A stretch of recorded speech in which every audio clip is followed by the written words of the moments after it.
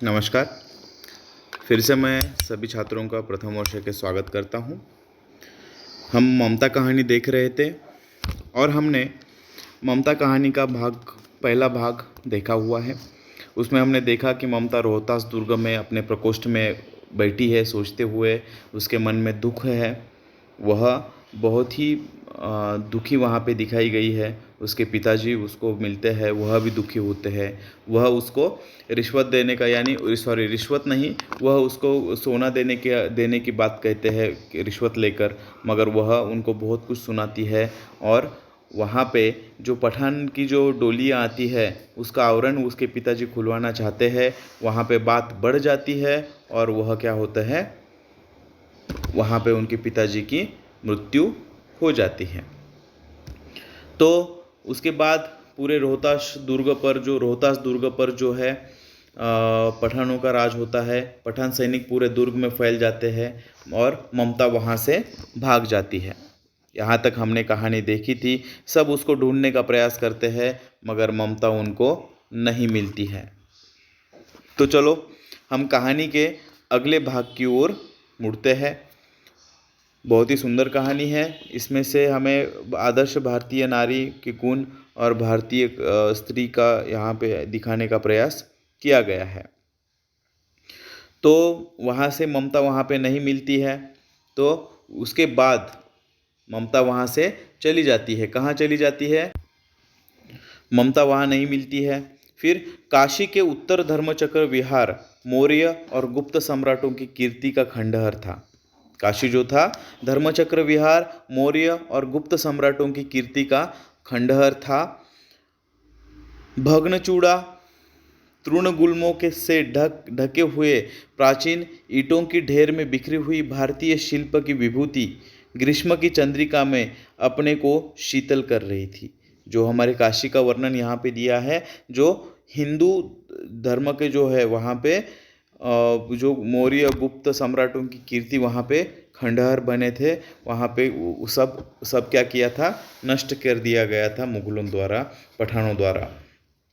तो वहाँ पे जो खंडहर थे, तो उस खंडहर का वर्णन यहाँ पे दिया है। जो ईंटों की ढेर में बिखरी हुई भारतीय शिल्प की विभूति ग्रीष्म की चंद्रिका में अपने को शीतल कर रही थी, ऐसा बोला है। वहाँ पंचवर्गीय भिक्षु गौतम का उपदेश ग्रहण करने के लिए पहले मिले थे।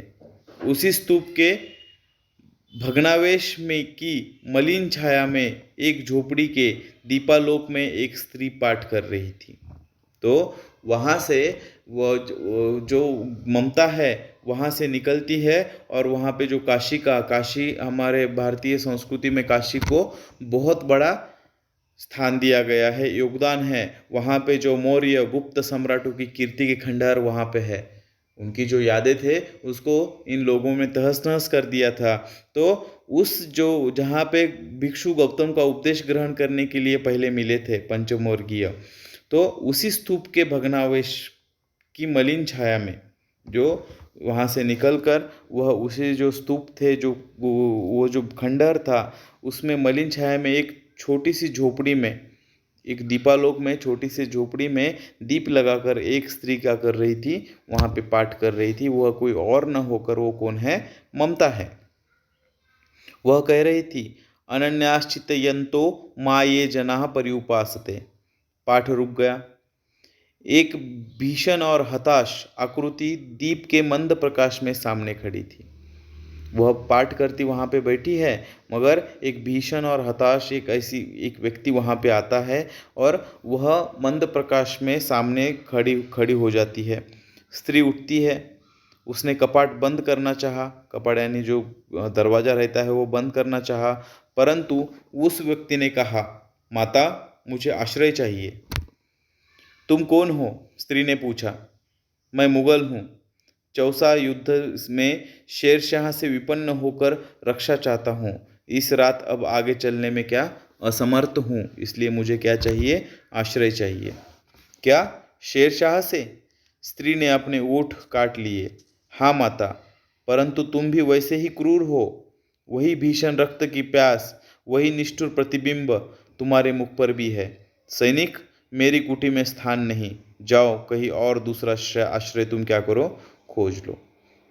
तो यहाँ पे वर्णन बताया है कि ममता वहाँ से निकलकर काशी में जाकर रहती है। काशी उनका जो चंद्रगुप्त मौर्य या बुद्धों का जो स्तूप थे, उस वह जो भग्न हुए हैं वहाँ पे नष्ट होने के मार्ग पर है। वहाँ पे एक छोटी सी झोपड़ी में एक वहाँ पे जाके वह रहने लगती है और वहाँ का वर्णन अभी शुरू होता है बहुत दिनों के बाद। वहाँ झोपड़ी में वह पाठ करते करते वहाँ पे एक व्यक्ति आकर आश्रय मांगने लगता है जो मुगल था। वह शेरशाह से हार कर उसकी रक्षा करने के होकर वह रक्षा चाहता है, वह छुपना चाहता है और वह आगे नहीं चल सकता है, इसलिए वह किसको आश्रय मांग रहा है, ममता को।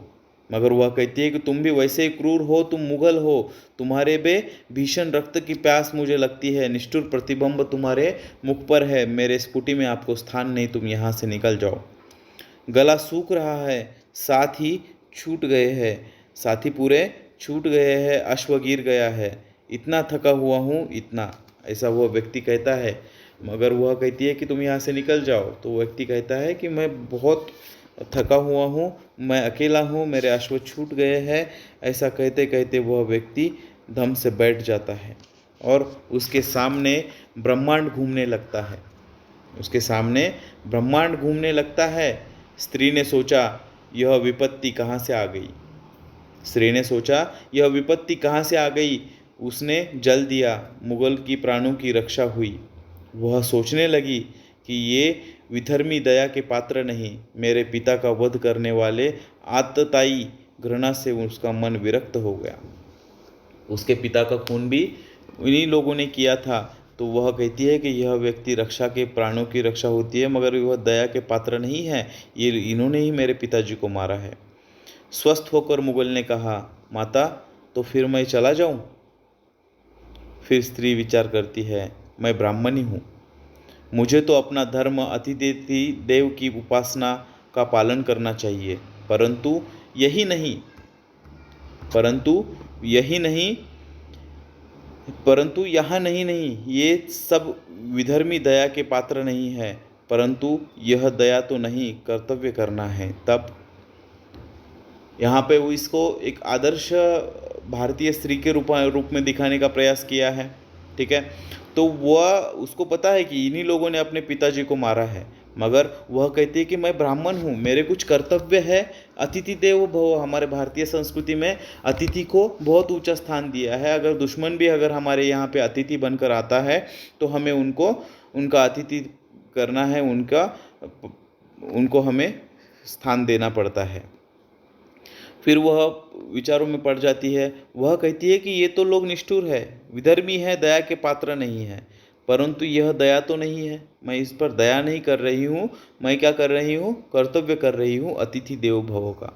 हाँ, ठीक है, तो ऐसा वो विचार कर रही है, तब मुझे इसको आश्रय देना ही चाहिए। मुगल अपनी तलवार टेक कर उठ खड़ा हुआ। ममता ने कहा, क्या आश्चर्य है, तुम भी छल करो, ठहरो। मुगल तलवार टेक कर उठना चाहता है। वह कहती, क्या आश्चर्य है, तुम भी छल करो, ठहरो। छल नहीं, तब नहीं स्त्री, जाता हूँ। तैमूर का वंशधर स्त्री से छल करेगा? जाता हूँ, भाग्य का खेल है। वह तैमूर का वंशधर होता है। इसका वर्णन हुमायूं था, उसका नाम। हमें पता है कि हुमायूं कितना बड़ा शासक बन के गया है। मैं छल नहीं कर रहा हूँ, हम स्त्री जाति का आदर करते हैं और मैं तैमूर का वंशधर हूँ, मैं छल कैसे करूँगा, मैं जाता हूँ यहाँ से। ममता ने मन में कहा, यहाँ कौन दुर्ग है, यह झोपड़ी न, जो चाहे ले ले, मुझे तो अपना कर्तव्य करना पड़ेगा। यहाँ कोई दुर्ग नहीं है, एक झोपड़ी है, यहाँ पे वो कुछ नहीं ले सकता। वह जो चाहे जो करे, मैं अपना कर्तव्य करूँगी। वह बाहर चली आई और मुगल से बोली, जाओ भीतर।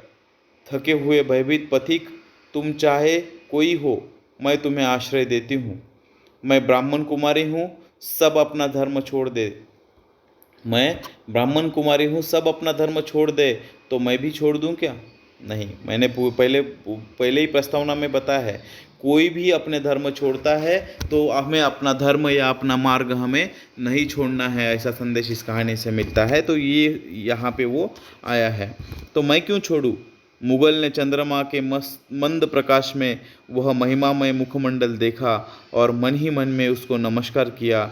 ममता पास ही टूटी पड़ी हुई दीवार में चली गई। भीतर थके पथिक ने झोपड़ी में विश्राम किया। वह अपने कर्तव्य वह बदला लेना चाहती है, मगर उसको आश्रय नहीं देना चाहती है, मगर उसके जो कर्तव्य है उसे रोकते हैं। हमें अपने जीवन में कर्तव्य करते जाना है, किसी का भी बदला नहीं लेना है। कर्तव्य करते जाओगे तो हमारा जीवन अवश्य सफल होगा।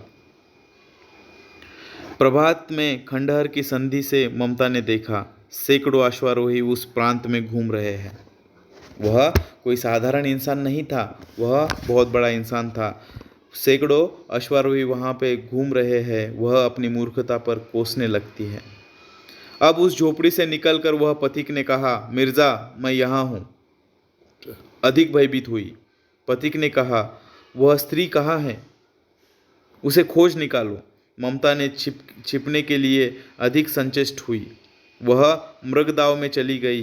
दिन भर उसमें से न निकली। संध्या में जब उन लोगों ने जाने का उपक्रम हुआ तो ममता ने सुना, पथिक घोड़े पर सवार होते हुए कह रहा था, मिर्ज़ा, उस स्त्री को मैं कुछ दे न सका, उसका घर बनवा देना, क्योंकि मैंने विपत्ति में यहाँ विश्राम पाया है। यह स्थान भूलना मत। इसके बाद वो लोग वहाँ पे चले गए। ममता को लगता है कि इतने सारे घोड़सवार, मैंने मूर्खता कर दी। इस मुगल को मैंने क्या किया? आश्रय दिया, और वह छिपी रहती है। मगर वह राजा उसको कुछ देना चाहता है वैसा, मगर वह मिलती नहीं है। आखिर में जाते वक्त वह कहता है कि इसका घर बनवा दो।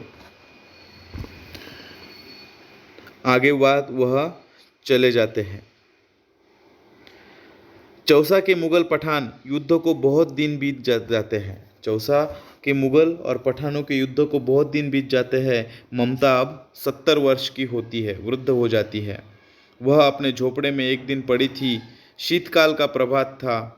वहाँ उसका जीर्ण कंकाल खांसी से गूंज रहा था, यानी वह बहुत बूढ़ी हो गई थी। जीर्ण कंकाल खांसी से गूंज रहा था। ममता की सेवा के लिए गांव के 2-3 स्त्रियां उसके घेर कर बैठी थी, क्योंकि वह आजीवन सबके सुख दुख में सहभागी हुई थी। वह अकेली थी, उसका कोई आधार नहीं था, तो वह सबका आधार बनती थी। ममता ने जल पीना चाहा। एक स्त्री ने सीपी से जल पिलाया। सीपी यानी जो हम सिप बोलते हैं उसे। सहसा एक अश्वारोही उस झोपड़ी के द्वार पर दिखाई पड़ा।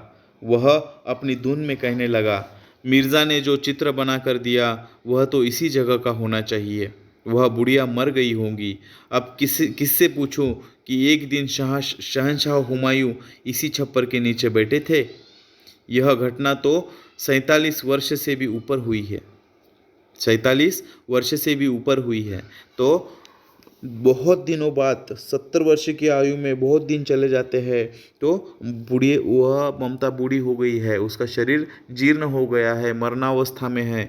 तब एक घोड़सवार वहाँ पे आता है, जिसको मिर्ज़ा ने चित्र बना कर दिया था उस जगह का। तो वह पूछना चाहता है, उसे लगता है कि वह बुढ़िया मर गई होंगी।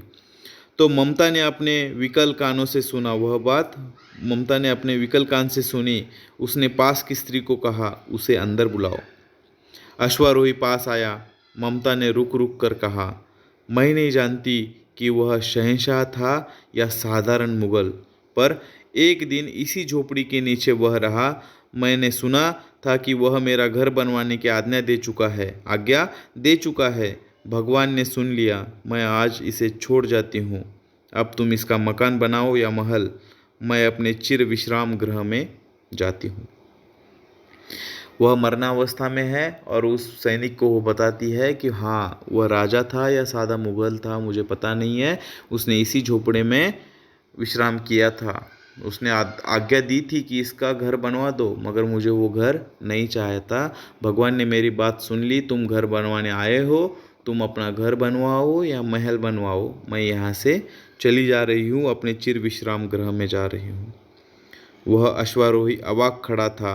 बुढ़िया के प्राण पक्षी अनंत में उड़ गए। वहाँ एक अष्टकोण मंदिर बनवा दिया गया। और उस पर एक शिलालेख लगाया गया था। सातों देशों के नरेश हुमायूं ने एक दिन यहाँ पे विश्राम किया था।